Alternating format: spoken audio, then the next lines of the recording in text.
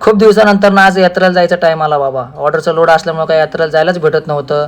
तर जय शिवराय मित्रांनो. तर आज आम्ही कृष्णाला आणि 4 घोड्याला घेऊन आज ऑर्डरच्या दिशेने निघालो होतो. तर आज आम्हाला ऑर्डर होती. तर जाताना म्हणलं घोरडेश्वरचं दर्शन घेऊ म्हणून आम्ही घोरडेश्वरचं दर्शन घेतलं आणि आम्ही आपल्या ऑर्डरच्या दिशेने निघालो. तर आज आपल्याला उर्सेमध्ये ऑर्डर होती, उर्से गावामध्ये ऑर्डर होती आपल्याला. तर थंडगार मस्त हवा सुटली होती, असं लोकेशन होतं चांगलं थंडगार. तिथून पुढे आम्ही आमच्या ऑर्डरच्या दिशेने निघालो. तर आज नाथसाहेबांची यात्रा असल्यामुळे गावामध्ये बाजार भरला होता, असं मस्तपैकी एकदम बाजार भरला होता. त्यामध्ये आपल्या कार्यकर्त्या जरा नाव गोंधवायची इच्छा झाली म्हणून त्याने आपल्या हातावर नाव गोंधून घेतलं. असं करून झाल्यानंतर ना आमचं एक काम सुरू झालं. तर आम्हाला नाथसाहेबांच्या पालखीपाशी आज 4 घोडे 4 उंटाचं असं आपल्याला देखाव्याचं काम होतं.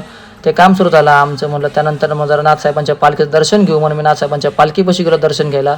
तर पालखीला बी असं मस्त सुंदर असा देखावा होता म्हणून पालखीचं दर्शन घेतलं आणि नाथसाहेबांच्या नावानं चांग भलं असं बोलून आमचं 1-2 तासाचं काम होतं. ते संपल्यानंतर आम्ही आमच्या घरच्या रस्त्याने निघालो.